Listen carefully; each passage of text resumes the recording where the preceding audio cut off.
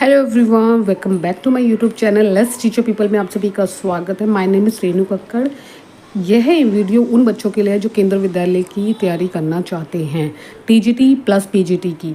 PRT की तो अलग सब्जेक्ट होता है, लेकिन टीजीटी और पीजीटी में हिंदी सब्जेक्ट की तैयारी करना चाहते हैं। सबसे पहला तो यही क्वेश्चन होगा आपका। इस क्वेश्चन में इस वीडियो के माध्यम से मैं सारे डाउट क्लियर करूँगी आपके, क्योंकि बहुत ज़्यादा बच्चों को ये डाउट है कि जो बुक्स हैं जो हमें एनसीईआरटी को फॉलो करना है, प्लस आपकी स्पेशल एजुकेटर प्लस आपकी पेडोलॉजी है, वो कहाँ से पढ़े।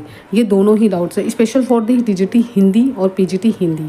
देखिए, पीजीटी हिंदी और टीजीटी हिंदी के लिए एक इम्पॉर्टेंट अपडेट ज़रूर बताऊंगी, ध्यान से सुना स्टेप बाय स्टेप। सबसे पहला पॉइंट है कि जब भी हम केवीएस की तैयारी कर रहे हैं, हमें सिलेबस अभी मालूम नहीं है। अभी रिसेंटली एक अपडेट नोटिफिकेशन आया कि हमें 10 डेज का टाइम दिया गया है, जो अशोक जी के आया था। उनमें उन्होंने साफ लिखा था कि आप वैकेंसी निकालें स्पेशल एजुकेटर प्लस अदर भी। जब स्पेशल एजुकेटर निकलेगी तो सारी ही वैकेंसी निकलेगी। ऐसा नहीं है कि पीआरटी की अलग निकलेगी, टीजीटी की अलग निकलेगी और पीजीटी की अलग निकलेगी, ऐसा नहीं होता है, इकट्ठी निकलती है वैकेंसी। तो उन्होंने कहा है स्पेशल फॉर 10 डेज़ के अंदर अंदर आपको वैकेंसी का जो नोटिफिकेशन है वो निकालना है, नहीं तो हम आपके पास केस का ऑर्डर कर देंगे। ठीक है, ये बात बोलिए। तो ये कहीं ना कहीं उन पर प्रेशर होगा केंद्र विद्यालय संगठन की ओर से। तो आपको अभी सिलेबस तो नहीं पता, लेकिन आपको जितने भी बच्चों ने अभी तक तैयारी नहीं की है तो टीजीटी की बता देती हूँ 6। यहाँ पे सारी मैं बुक्स शेयर कर दूँगी एक एक करके। मेरे पास सिर्फ स्क्रीनशॉट है, पूरी बुक्स तो नहीं है, लेकिन स्क्रीनशॉट मैं आपको दिखा देती हूँ। यहाँ पे एक छोटा सा अपडेट यह देना है कि जितने भी बच्चे 6 to 8 क्लास के हैं, 6 to 10th क्लास तक के बच्चे की को क्या करना है, टीजीटी के लिए पढ़ना है।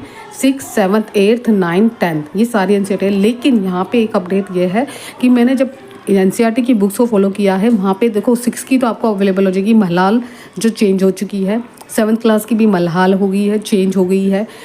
8th क्लास की बुक को अभी वहाँ पे मेंशन नहीं कर रखा है, यानी कि उसमें काम चल रहा है।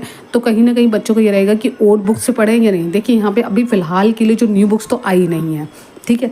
6 और 7th की आई है, 8th क्लास की नहीं। 9th की वही बुक है, 10th की भी वही बुक है, सिर्फ मेन होता है 8th की अगर आपके पास पुरानी बुक्स है तो बहुत अच्छी बात है, नहीं है तो गूगल पे सर्च करोगे तो आपको आसानी से मिल जाएगी, अवेलेबल होती है। आप ओल्ड बुक करके लिख दोगे तो वहाँ पे अवेलेबल होती है। तो इस चीज़ का जरूर ध्यान रखना है, आपको ओल्ड और न्यू दोनों ही पढ़नी है। ये मत सोचिए, क्योंकि अभी हमें रिफाइन नहीं है कि सिलेबस क्या आएगा।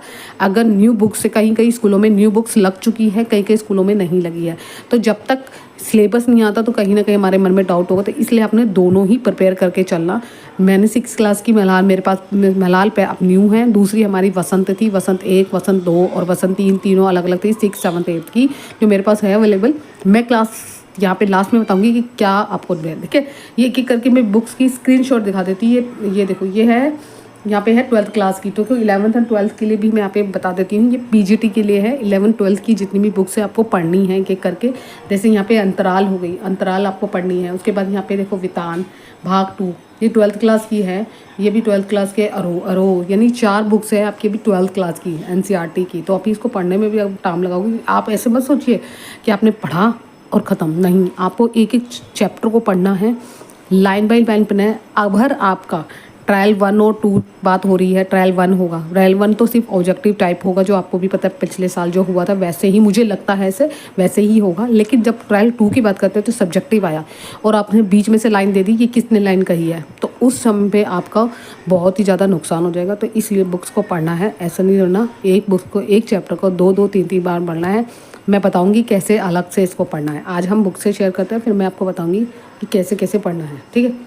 ये अलग अलग है। अंतराल ये 12th क्लास की है, ये चारों ही बुक्स है। उसके बाद है अंतराल 11th क्लास की, ठीक है। मैं स्क्रीनशॉट करके लेके रखा है, अगर जिन बच्चों को चाहिए, जिन बच्चों को अगर नहीं मिल रही तो ये स्क्रीनशॉट इसलिए कि इस बुक्स को देख के आप ले सकते हो। ये वेदांत है भाग 1, ये आरोह है 11th क्लास की, ठीक है।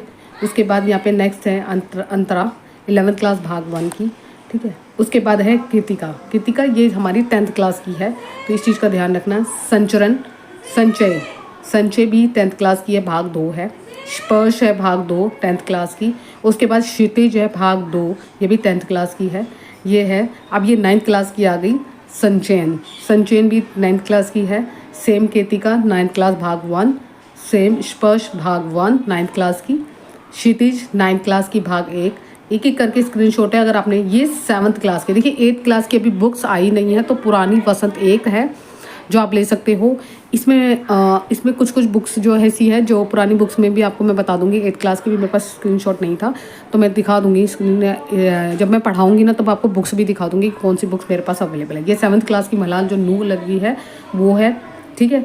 ये भी 6th क्लास की, ये मल्हार, ये भी न्यू है तो इसको भी पढ़ना है। तो ये सारे ही चैप्टर आपके एक एक करके है। इसमें 8th क्लास की वसंत जो है वो भाग 3 है, वो मैं अभी बुक अभी मेरे पास है नहीं तो मैं जब मैं वीडियो बनाऊंगी, जब मैं आपको पढ़ाऊंगी तो उसमें मैं आपको सारा मेंशन करूंगी। अब जो इंपॉर्टेंट अपडेट देना, टीजीटी हिंदी और टीजीटी और पीजीटी दोनों की हिंदी की तैयारी करना चाहते हैं एनसीईआरटी बुक्स को, मैं क्लासेस स्टार्ट करने वाली हूँ। कब करूँगी वो मैं क्लासेस आपको मंडे से स्टार्ट करूँगी क्योंकि नोटिफिकेशन आने में अभी काफ़ी टाइम है। 10 डेज़ का टाइम दिया गया है तो हो सकता है कि इसके आसपास नोटिफिकेशन आ जाएगा। अगर अचानक सिलेबस में चेंज हो गया, न्यू बुक्स लग गई, तो अभी 8th क्लास की तो बुक्स आई नहीं है। एनसीईआरटी की जो टेक्स्ट बुक्स जो होती है वो अभी वहाँ पे अवेलेबल नहीं है ऑनलाइन। ऑफलाइन तो होगी नहीं, जब ऑनलाइन नहीं है तो ऑफलाइन कैसे हो जाएगी। तो उसका अपडेट चल रहा है, जैसे ही होगा तो वैसे ही मैं अपडेट देती रहूँगी जब तक हम 6th 7th और फिर 9th 10th तक की पढ़ेंगे। क्योंकि एक एक चैप्टर को पढ़ना और उसमें से फिर एक क्वेश्चन पुटअप करना, it is a very very tough time होता है। क्योंकि हमें क्या करना था, चैप्टर तो पढ़ लेते हैं, आसानी होती है, इजी होती है, लेकिन जब उसमें से क्वेश्चन पूछे जाते हैं और उसमें से डीपली क्वेश्चन पूछे जाए तो आपको जवाब देना मुश्किल होगा। तो हम क्या करेंगे, चैप्टर वाइज पढ़ेंगे।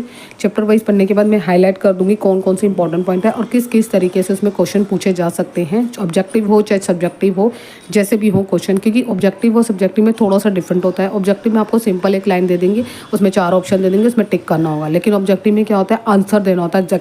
मान लीजिए ये पूछे कोई भी कविता पढ़ ली, अब कविता की लाइन दे दी, इस कविता की लाइन का अर्थ लिखिए, तो आपको पूरा प्रॉपर तरीके से अर्थ लिखना पड़ेगा। देख तो इसमें होता है ना लघु प्रश्नोत्तर, फिर होता है दीर्घ प्रश्नोत्तर, फिर अति दीर्घ प्रश्नोत्तर। तो ये चीज़ का ध्यान रखना है, ये चीज़ अपने माइंड में ध्यान रख के चलना। क्योंकि सब्जेक्टिव ऐसे नहीं होता, सब्जेक्टिव में आपके हो सकता है फिर वो अगर जो हमें सब्जेक्टिव बोल भी हो सकता है वो ऑब्जेक्टिव भी हो जाए। लेकिन अभी हम कुछ डिफाइन नहीं करें, लेकिन हम अपने माइंड में हर चीज़ लेके चलेंगे ऑलराउंड जितना भी है टीजीटी पीजी। और प्लस हमारा जो स्पेशल जो हमारी पेडोलॉजी है उसका भी टॉपिक मैं करूँगी, 1 बाय 1 करूँगी। आप चैप्टर बता दूँगी आपको, वो चैप्टर मैं आपको यूट्यूब पे ही जो कम्युनिटी पोस्ट होती है वहाँ पे लिख दूँगी कि ये चैप्टर आप पढ़ के आना और उसमें से रिलेटेड क्वेश्चन की प्रैक्टिस करेंगे क्योंकि वो इजी रहेगा। अब मैं पढ़ाने लगूँगी तो बहुत टाइम वेस्ट हो जाएगा आपका भी और मेरा भी, है ना। मेरे साथ तैयारी करना चाहते हैं तो आप मेरे चैनल पर जुड़ सकते हैं। ये अपडेट देना ज़रूरी था क्योंकि काफ़ी बच्चे इस चीज़ के लिए वेट कर रहे हैं कि हमें कैसे तैयारी करनी चाहिए। ये भी ज़रूर एक वीडियो में मैं स्टार्टिंग में ही जब पढ़ाऊँगी तो मैं आपको बता दूँगी, ठीक है। एक एक करके हम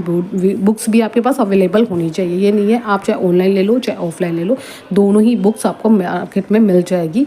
चाहे सेकेंड हैंड लो चाहे न्यू लो, दोनों ही बुक्स अगर अवेलेबल है तो नहीं तो ऑनलाइन तो अवेलेबल होती है, ठीक है। अगर आपके इसके अलावा कोई भी डाउट्स हो केंद्रीय विद्यालय की तैयारी कर रहे हैं टीजीटी और पीजीटी को लेकर तो मुझे कमेंट्स बॉक्स में कमेंट्स कीजिए, तो मैं आपकी ज़रूर हेल्प करूंगी। और इसके साथ ही साथ एक इंपॉर्टेंट अपडेट है कि DSSB की पीजीटी की वैकेंसी का जो नोटिफिकेशन एग्जाम डेट आउट हो चुका है, जिसके बच्चों को पता होगा। साथ ही साथ टीजीटी का मुझे लग रहा है कि वो भी जल्दी देखने को मिलेगा। ऐसा ना हो कि आप उसकी तैयारी करते रहो और टाइम आ जाए और एग्ज़ाम की डेट आ जाए, तो ऐसा मत कीजिए। जितने भी बच्चे कैंडिडेट्स हैं टीजीटी की तैयारी कर रहे हैं, टीजीटी हिंदी चाहे और पेपर 1, उसके लिए मैं अलग से वीडियो बनाऊंगी कि कैसे क्या स्ट्रैटेजी अपनानी चाहिए, किस तरीके से तैयारी करना चाहिए। आज की वीडियो में इतना ही, मिलते हैं नेक्स्ट वीडियो में। Have a nice day. अगर ये वीडियो अच्छी लगे तो प्लीज़ एक लाइक कीजिए। Thank you so much, bye bye, take care.